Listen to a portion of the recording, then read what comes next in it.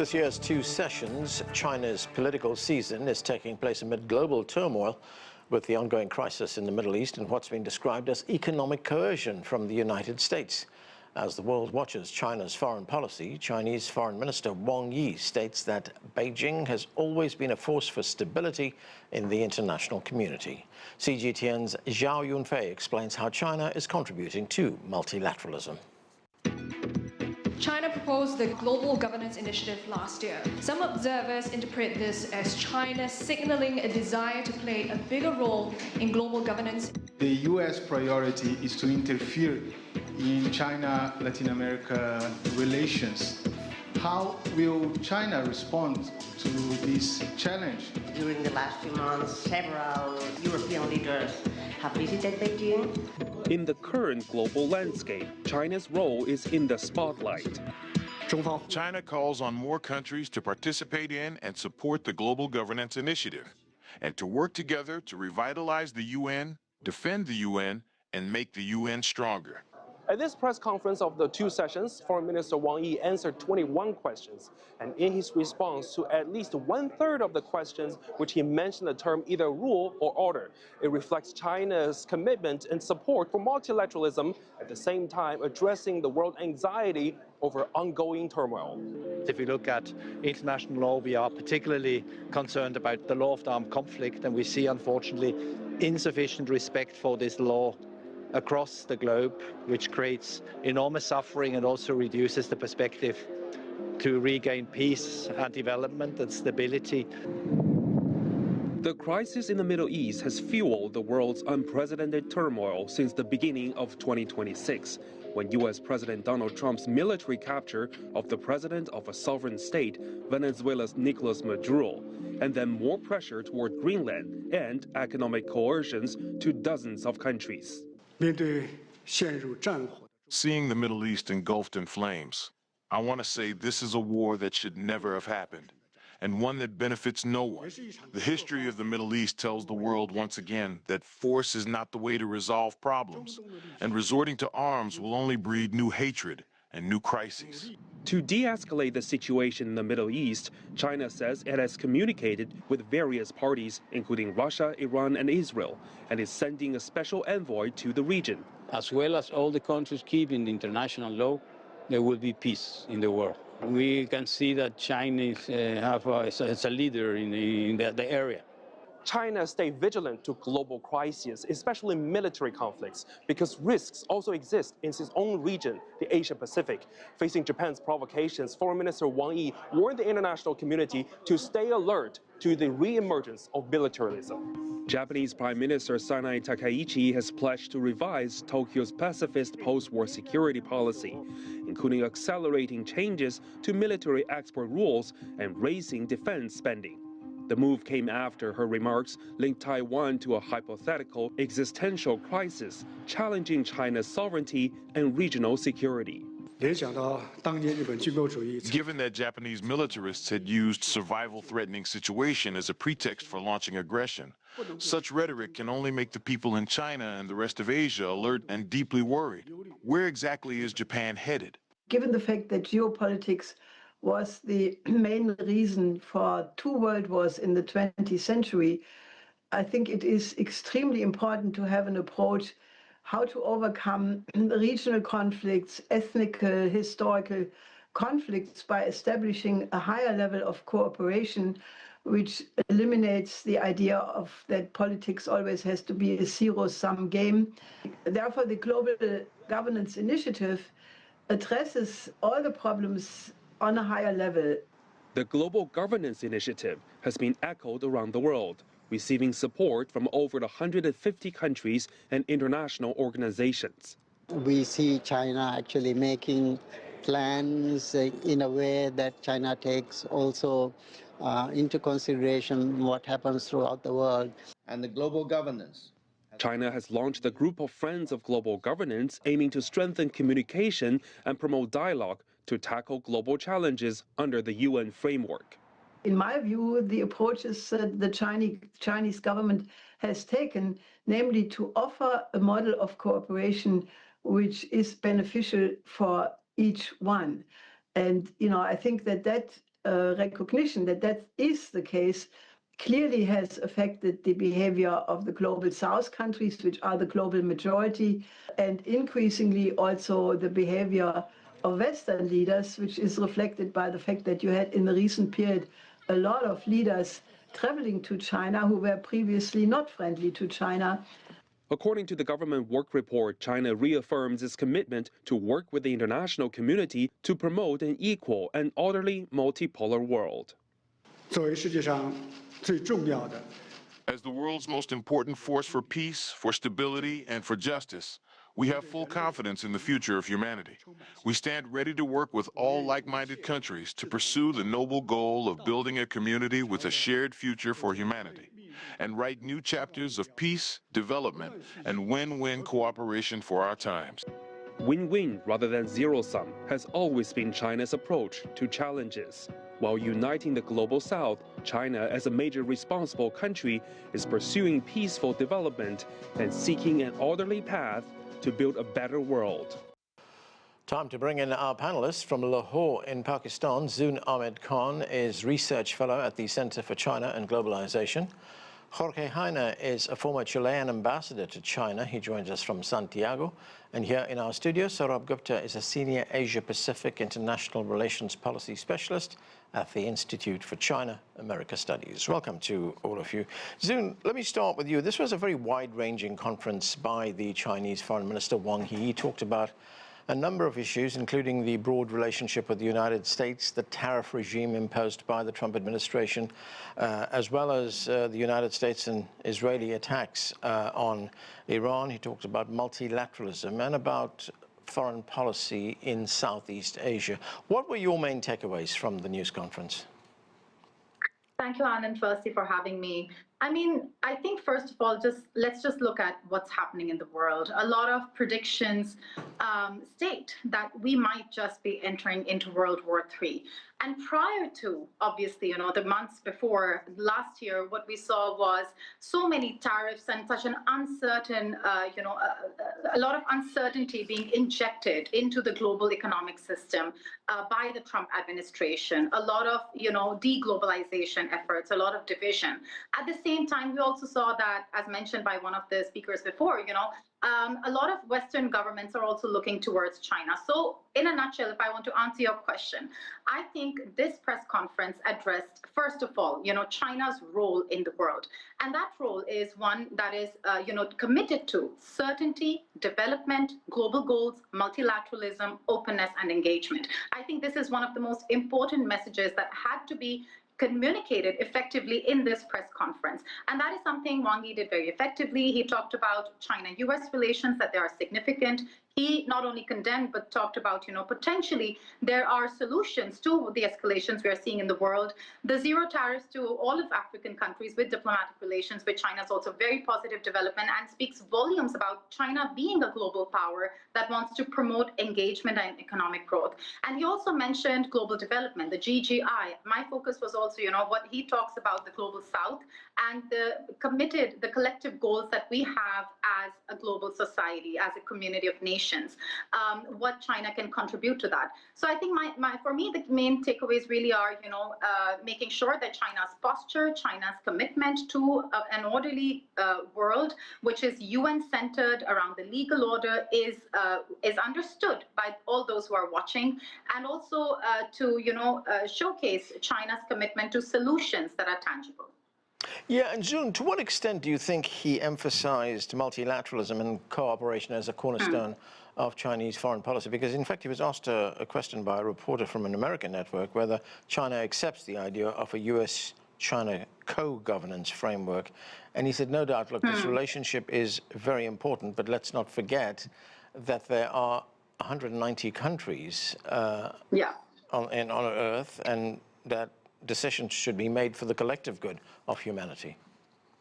Absolutely. I think, that was one of the most telling responses, a very important communication, a message conveyed by Beijing in this press conference, that, of course, the China-US relations are consequential for the world at this point.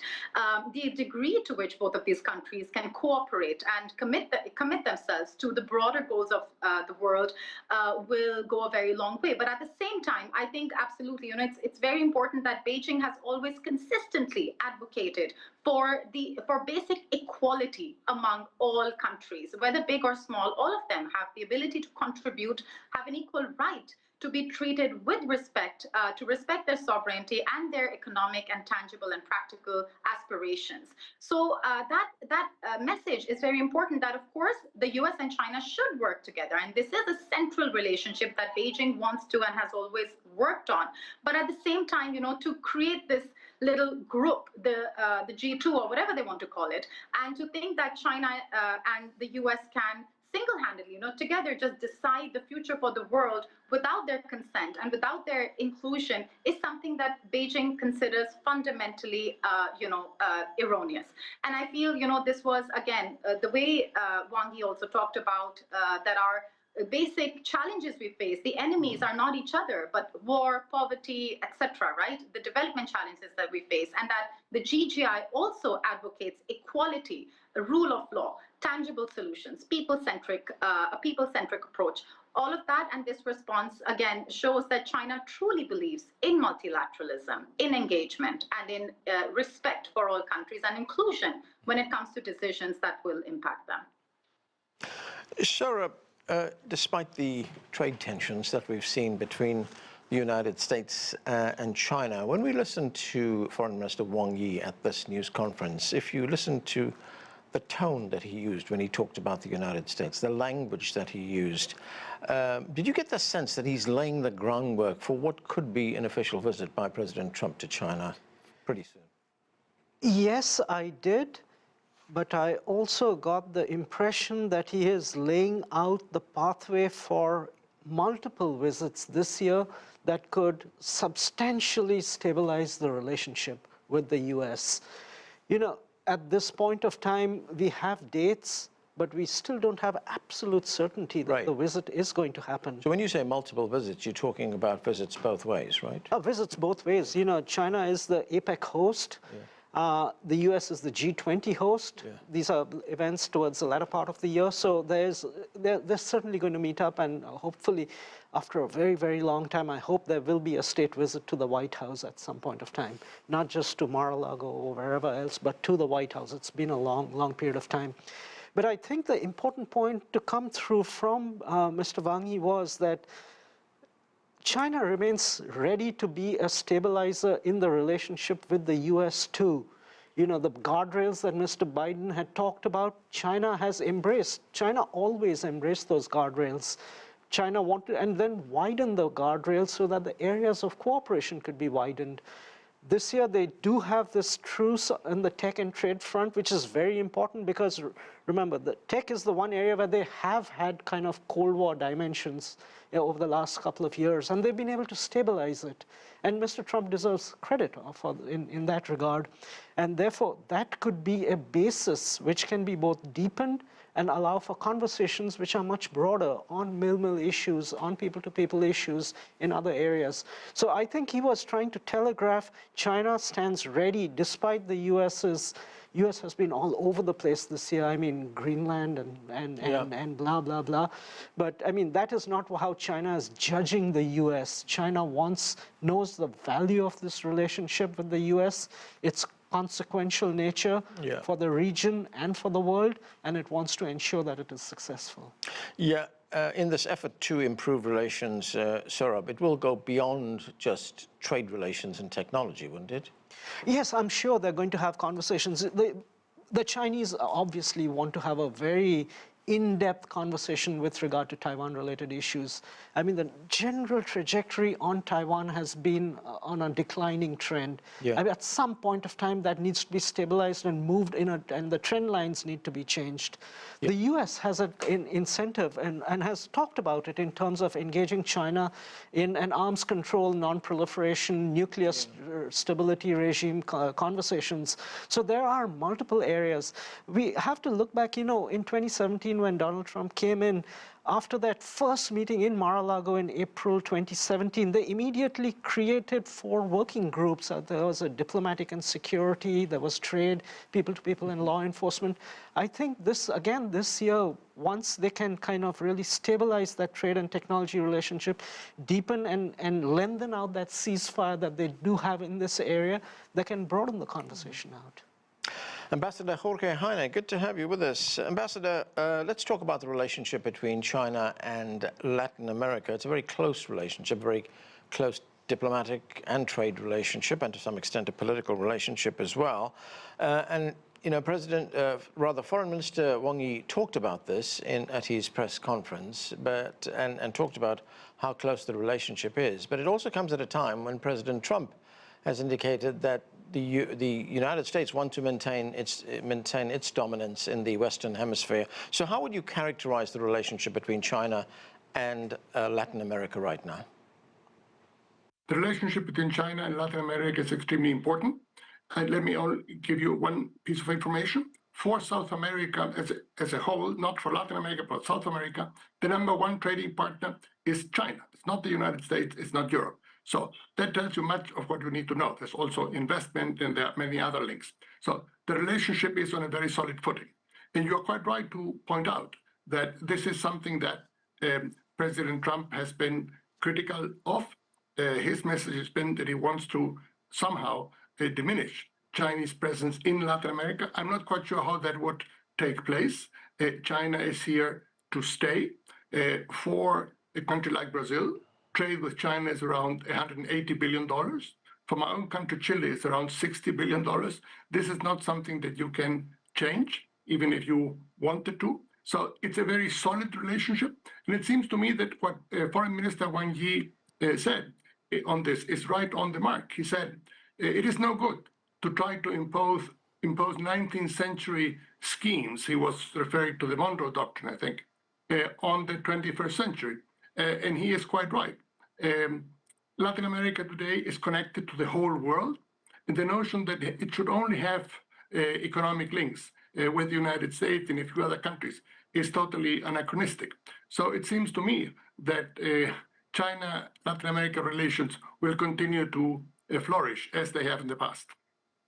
Ambassador, on Saturday, President Trump also announced the Shield of the Americas, and he also threatened Cuba as well.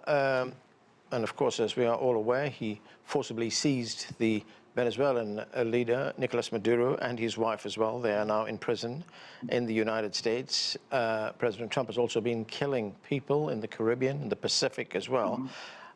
Now, this initiative that he talked about, how are Latin American countries looking at this? Well, the truth is that, for better or for worse, there is a strong fragmentation in Latin America today. There are no regional bodies that can speak with one voice, and that has been a real problem. Now, in reference to the meeting that you just referred in Miami, a summit that was held on Saturday, it's interesting to note that 3 of the biggest countries in the region, Brazil, Mexico, and Colombia, were not there. They represent, more than 60% of the population, of the GDP of the region. So that in itself shows the divisions that exist. It is a very fraught moment for the region. There is no doubt about it. But it seems to me that with the leadership of countries that will assert the independence and the sovereignty of the region, we will come out of it. It's very tricky, but Latin America still stands firm and will not let itself be overruled by third parties. Zoon, Foreign Minister Wang Yi also talked about the Global Governance Initiative, which was proposed last year. It's something that's supported by more than 150 countries. Explain that to us. What are the cornerstones of that policy, and how does it symbolize Chinese foreign policy? Ahmed, absolutely. I think, obviously, we have 3 prior global initiatives: the Global Development, Security, and Civilizations Initiative. And the way I see, Chinese foreign policy, especially the Belt and Road Vision evolving, it's a kind of, strategic alignment with global governance, with, the global consensus that we need to make the world make our world more, developed, where challenges that we face collectively, again, like poverty, the SDGs, whatever the SDGs covers, all of that is addressed in a more effective way. And we also know that China is the one country that was able to eradicate 70% of global absolute poverty by prioritizing poverty alleviation within its borders. So I think, for the global community, for an international audience, the best way to understand the Global Governance Initiative is, reinstating China's commitment to global development, the way China has prioritized development, sustainable development, a people-centric approach within the country. And the way China is also, if you look at Belt and Road projects and China's bilateral cooperation, also multilateral, such as FOCAC, such as China Central Asia, to name a few, again, people-centric approaches, small and beautiful projects, poverty alleviation campaigns, more creative solutions to improve people's livelihoods in China and overseas. This has been the priority. So the GGI essentially is that philosophical vision with different projects that is going to help us as an international community, especially with the Global South, to address those developmental challenges in a way that is sustainable and in a way that promotes and supports also economic growth. In a nutshell, also, the GGI centers on justice, sovereign equality, people-centered approaches, result-oriented approaches, and multilateralism, that we need to find solutions collectively. So if you look at the global situation right now, I think the GGI is essential at this point, when especially the global north is talking about an order which is not the UN-centered international order, or they see China's efforts, which are actually supporting the UN system and the SDGs and the global south's consensus for more representation, for practical solutions for the problems they face. Those issues there's an attempt to sideline those issues and to create a parallel international order by initiating the GGI, and with 150 countries supporting it. What we know for sure is that a vast majority of the world does not want to create parallel institutions that bypass the UN, but instead want to look at efforts that strengthen the UN and work towards improving it. Sourabh, Japan came up during the news conference, and the foreign minister had some very tough, stern words for Japan. In fact, he warned the international community to stay alert to what he called the re-emergence of militarism after the Japanese Prime Minister had pledged to revise Tokyo's pacifist post-war policy. As I said, he had a stern warning for the Japanese leader, telling her that Japan has no right to interfere in the Taiwan issue. What did you make of that? That was the one country against whom Mr. Wang Yi came out strongly, and it was jarring, and it really stands out. And I hope that will be seen in Tokyo and that there will be an element of caution in how Tokyo moves forward. China was wounded heavily by Japan during the World War. So China does have a very strong take with regard to Japanese behavior and Japanese aggression during that period. Japan would say that it is just trying to become a more normal nation, and that some of the characterizations of its militarism are perhaps a little far-fetched. But the fact of the matter is that revisionism has always been at the center of many of those conservative values that are shared within the conservative establishment in Japan. And this can really take Japan down a road which is not healthy for the security and stability of the Indo-Pacific and the Asia-Pacific region. The one thing I would say to the Japanese, and I think Mr. Wang Yi is getting also across this, is whatever you do in the Asia-Pacific region, Taiwan is not the place that you must be taking a stand. I think the unfortunate situation is that Japan sees geostrategic advantage in a Taiwan contingency, unlike anybody else. The Americans are trying to bring the Koreans in, and the Koreans are like, no, we don't want to touch that with a barge pole. The Japanese see it very differently. I understand there are geographic elements to it, but I think the Japanese have to be very clear when they talk in terms of right to constitutional, in terms of collective self-defense with regard to Taiwan. That means they see Taiwan as being a country you know, these survival this thing. So the Japanese need to be very clear about this. Is it a country or is it not a country? That's not what they said in their 4 normalization-related main documents, and they are straying away from that. And so I think this is a cautionary tone. At the very first meeting when Xi Jinping met Sanai Takaichi in October, 2 things he said on history-related issues: just talk quietly, and just be a little bit more careful in how you speak, and of course he wanted to, in terms of have stability in Japan-China relations. I think the Japanese should hear that this was the one country which really stood out like a sore thumb in that press conference, and that they will be a little cautious in how they move forward in this regard. Ambassador Heine, I want to get your view on something that Zoon talked about a moment ago, and those were the sentiments and comments that the foreign minister made on the Global Governance Initiative. I mean, he called for multilateralism and the defense of multilateral institutions like the United Nations. But how big a challenge is that right now when we see countries like the United States withdraw from many of these international organizations, withdraw its funding, withdraw its presence as well? No, I think there's no doubt it's a big challenge. The United Nations is now in the process of cutting 20% of its budget, and that by itself gives you an idea of the order of magnitude we are talking about. I would say the United Nations right now is going through its biggest crisis in its 80-year existence, and in that sense, it seems to me, the support to the UN that has been shown by China is extremely important. In here, it seems to me, let us also look at the sort of underlying causes of it. And there's a phrase that Mr. Wang Yi said in the press conference that I would like to underscore.